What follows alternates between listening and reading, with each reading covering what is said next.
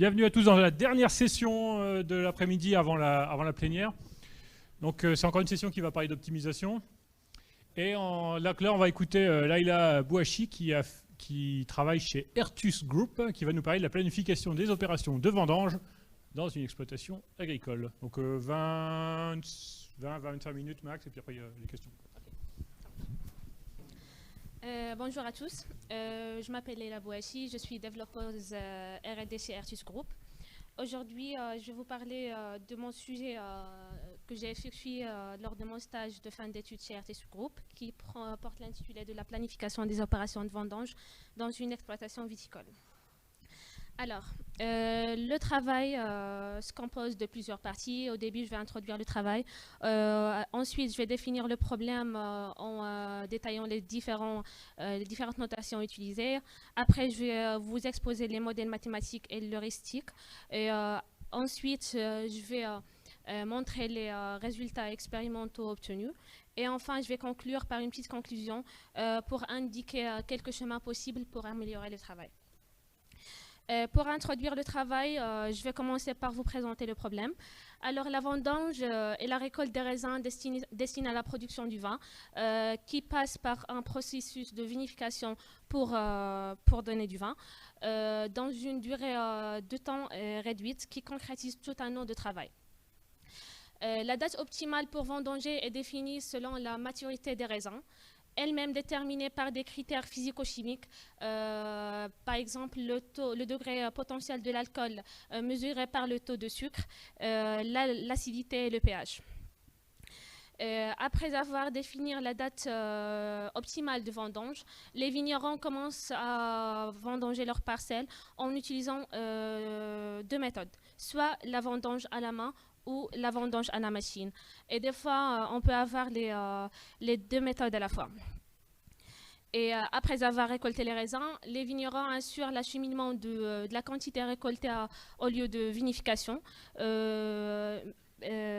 lui-même limité par la quantité de réception qu'on peut recevoir par jour. Parmi les enjeux de ce problème, s'intéresse à la forte organisation du problème. La vendange nécessite une forte organisation afin d'assurer un bon déroulement du travail dans un temps réduit qui concrétise tout un an de travail. Ainsi, la gestion des vendanges nécessite une gestion très puissante en ce qui concerne l'affectation des machines et des équipes aux parcelles. Cela implique la nécessité de créer un outil d'aide à la décision pour mieux aider les vignerons à planifier leur vendange. Durant le stage, j'ai effectué plusieurs rencontres avec des gens du métier afin d'analyser et d'étudier le problème, ce qui m'a permis de définir quelques décisions qu'on devrait prendre. Au début, c'est la définition de la date optimale de vendange. Ensuite, est-ce qu'on va vendanger la parcelle en un ou plusieurs jours, la quantité de raisins qu'on devrait récolter par jour, et ensuite l'affectation des machines ou des équipes aux parcelles. Je suppose que certains d'entre vous connaissent déjà la recherche opérationnelle et d'autres non. La recherche opérationnelle, c'est l'ensemble des méthodes qui va nous permettre de faire le meilleur choix afin d'avoir une bonne solution, que ce soit une solution optimale ou une meilleure solution possible qu'on peut avoir.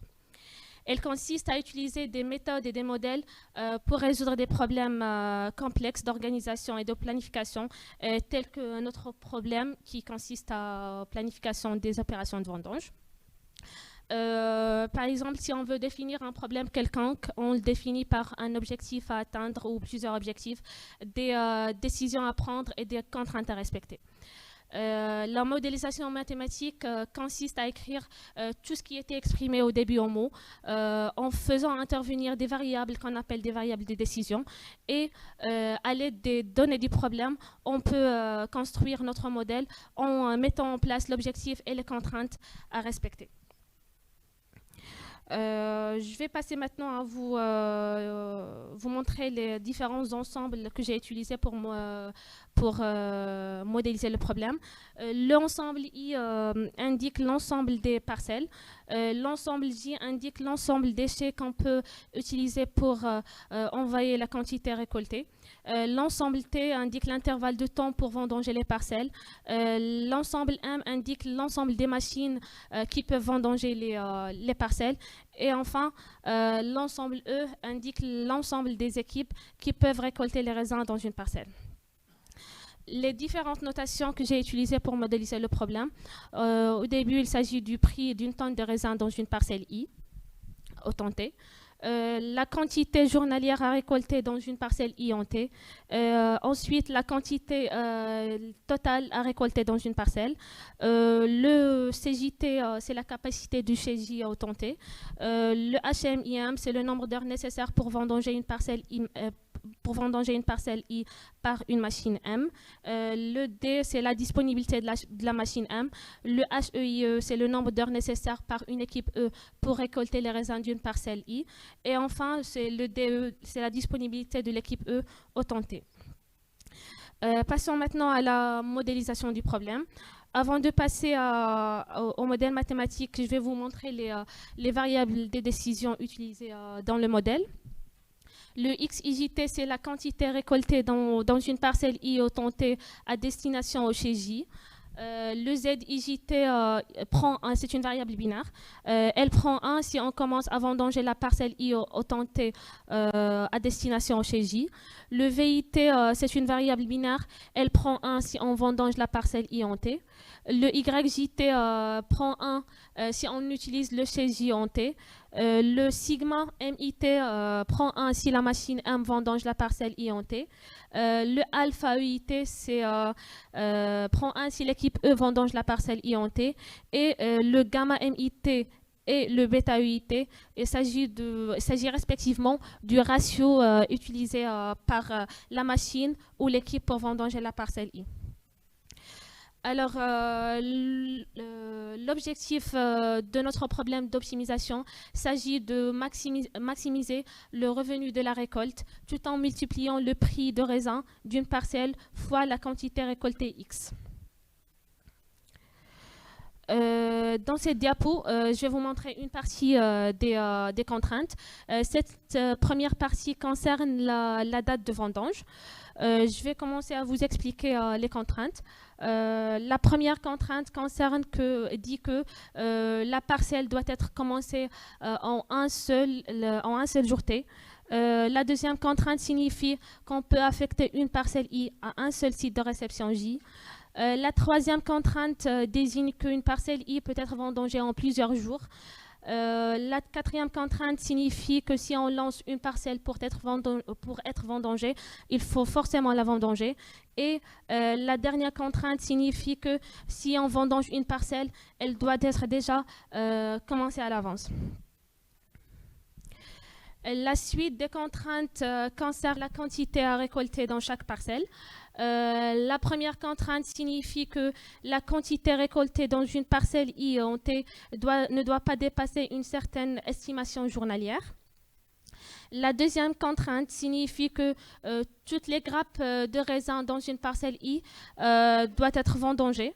La troisième contrainte signifie que la somme des quantités récoltées dans l'ensemble des parcelles en un seul jour ne doit pas dépasser la capacité du chai dans ce jour-là. La quatrième et la cinquième contrainte définissent respectivement la quantité récoltée par une machine ou par une équipe.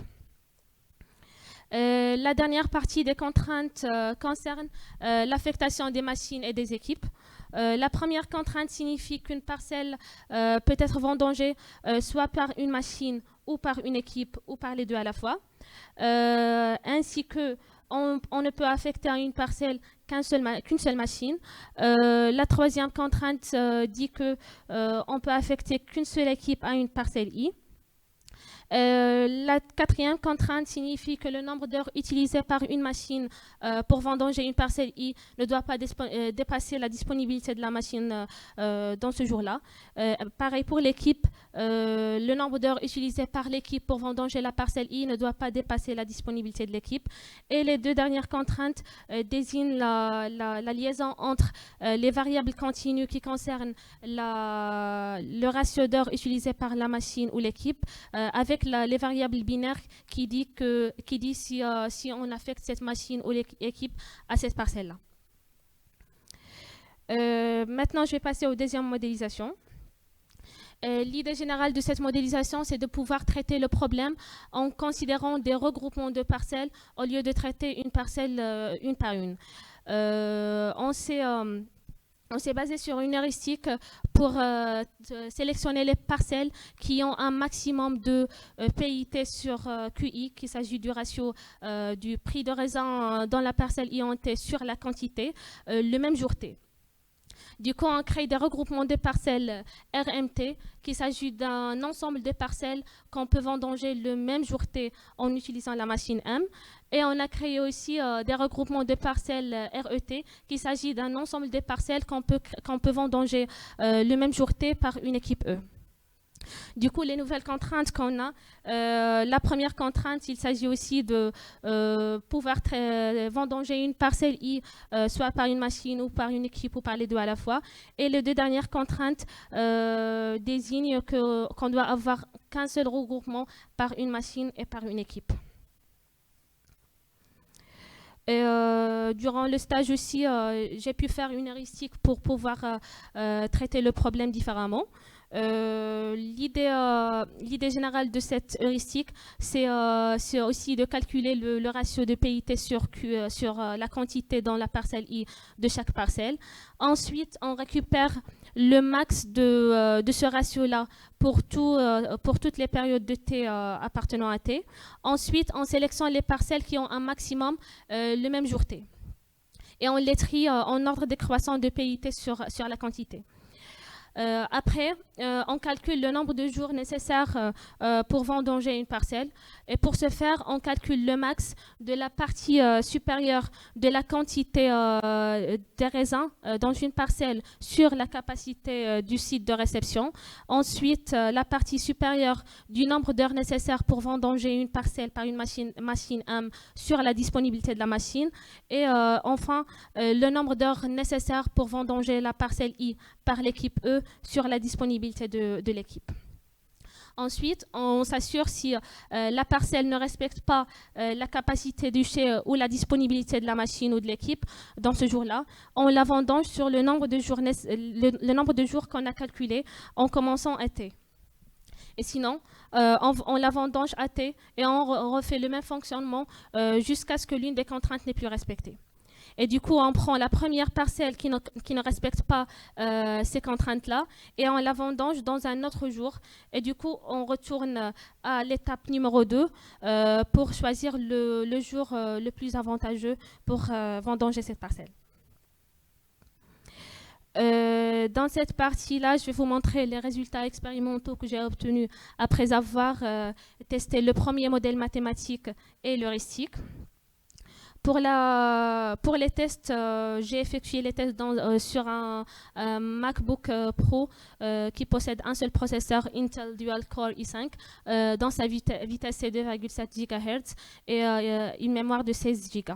Et pour le modèle mathématique, j'ai choisi de les résoudre sur le solver CBC version 0.6 tout en limitant le temps d'exécution à 3600 secondes. Et pour les jeux de données, j'ai testé le modèle et l'heuristique sur des jeux de données réels récupérés d'une cave coopérative qui se trouve dans le sud-est de la France.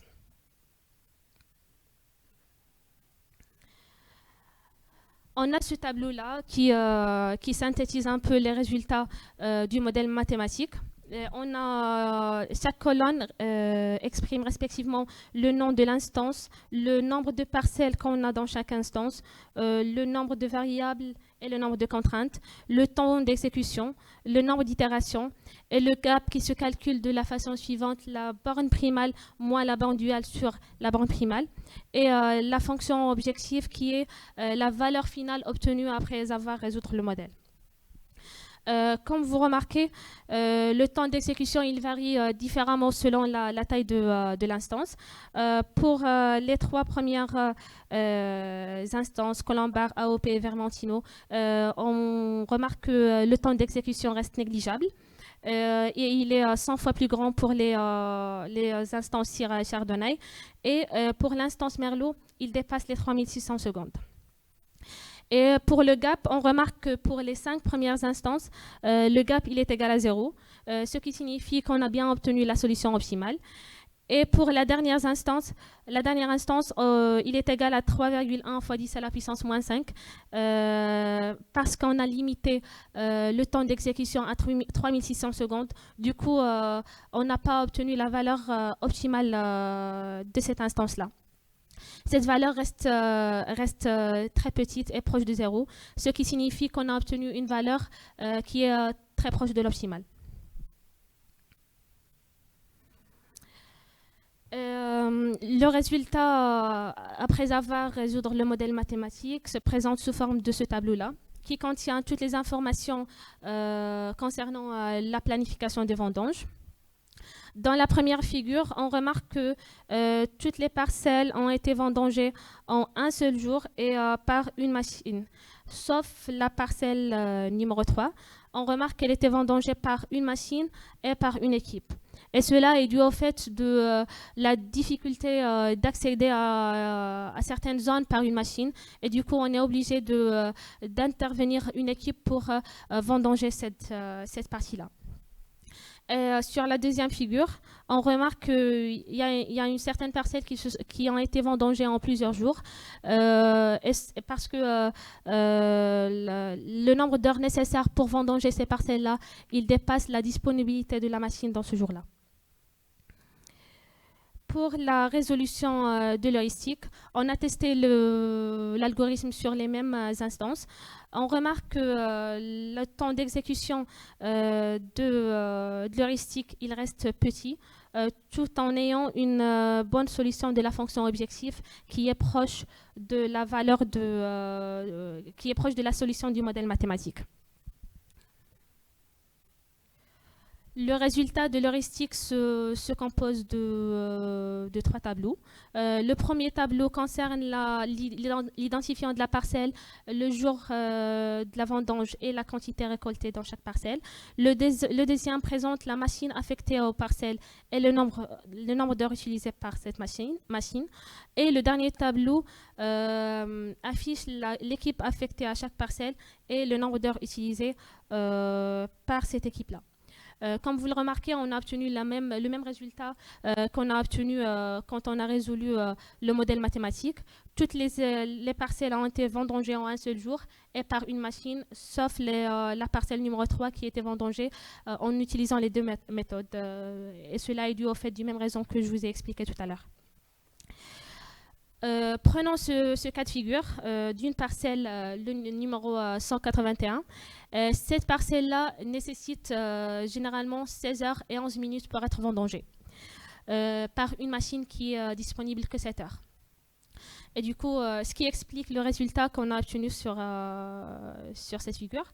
La parcelle 181 a été vendangée en 3 jours, tout en récoltant chaque jour la même quantité et en utilisant la même proportion d'heures chaque jour. Là, je vais vous montrer une comparaison entre le modèle mathématique et l'heuristique. Le temps d'exécution de l'heuristique reste petit par rapport au modèle mathématique. On remarque que pour les 5 premières instances, le résultat obtenu par l'heuristique, le temps d'exécution de l'heuristique est 20 fois plus petit que le modèle mathématique. Et pour la dernière instance, on remarque qu'il est 3000 fois plus petit que le modèle mathématique.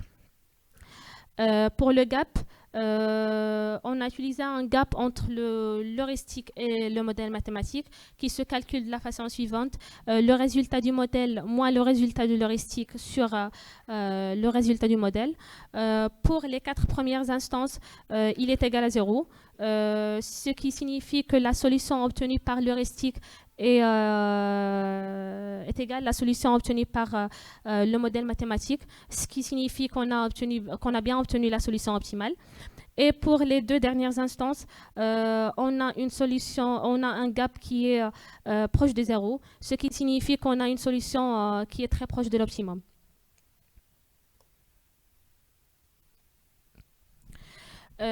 Comme vous avez vu sur les résultats obtenus, le résultat de l'heuristique est très proche, le résultat de la fonction objectif de l'heuristique est très proche du résultat obtenu par le modèle mathématique dans un temps qui est très petit, ce qui nous permet de déduire que le résultat de l'heuristique est plus avantageux par rapport à celui du modèle qui prend beaucoup de temps pour exécuter des modèles, exécuter des jeux de données de grande taille.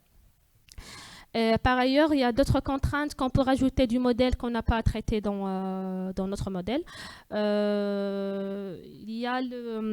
Dans notre modèle, on considère des équipes qui sont déjà formées. On peut modifier notre modèle afin de pouvoir gérer nous-mêmes le nombre de personnes dans chaque équipe. Il y a aussi le cas d'affecter une parcelle à plusieurs chais.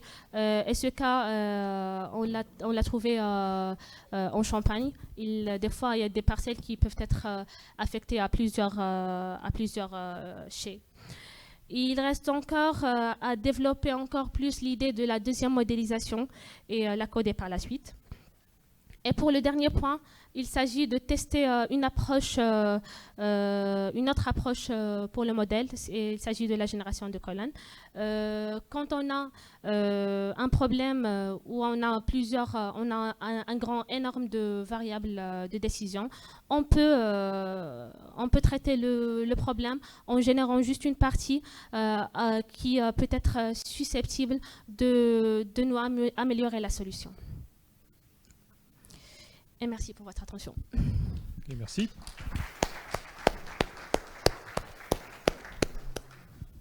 Alors, on a 5 minutes pour les questions.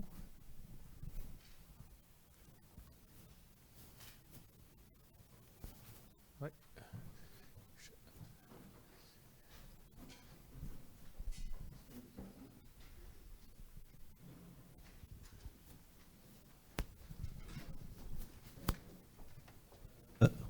Si, ça marche.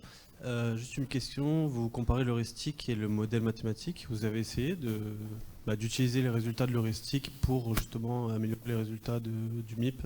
Non, malheureusement non, parce que j'ai fait un stage juste de 5 mois et quelques, okay. Donc j'ai pas pu améliorer encore plus l'idée pour se baser sur le résultat de l'heuristique pour améliorer le résultat du modèle. C'est ce que j'envisage pour après.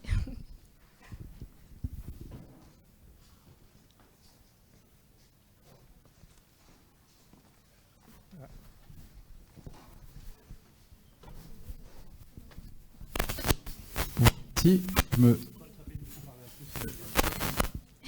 me posais une question. Juste, comment vous estimez la quantité à récolter pour une parcelle? En fait, ce n'est pas nous qui estimons cette quantité, c'est par rapport aux clients. Parce que d'après les rencontres qu'on a fait avec ces clients-là, ils nous ont dit qu'ils ont déjà une estimation journalière et même une quantité totale dans chaque parcelle. Merci. De rien.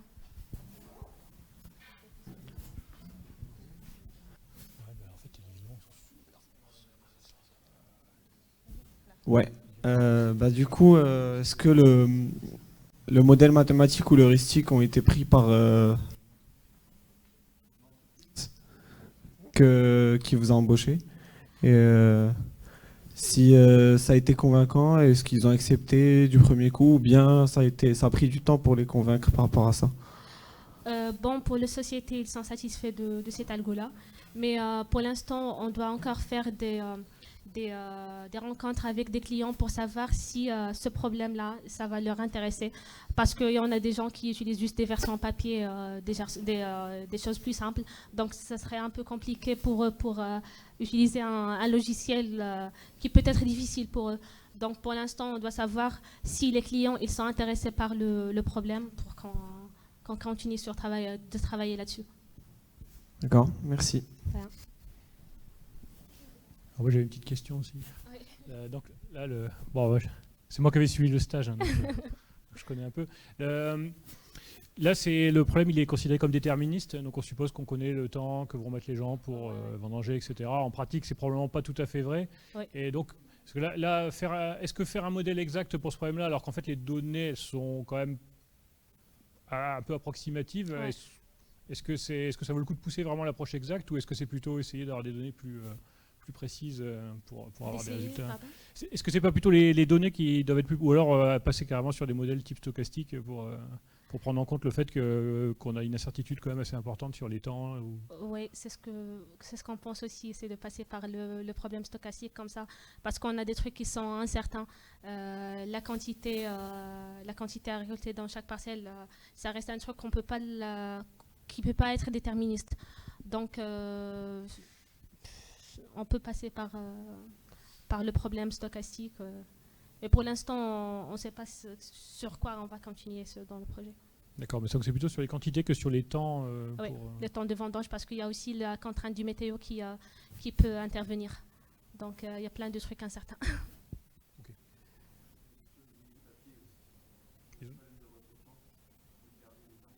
Ah oui, les gens ils se cassent au milieu des vendanges. Oui, ouais. Okay.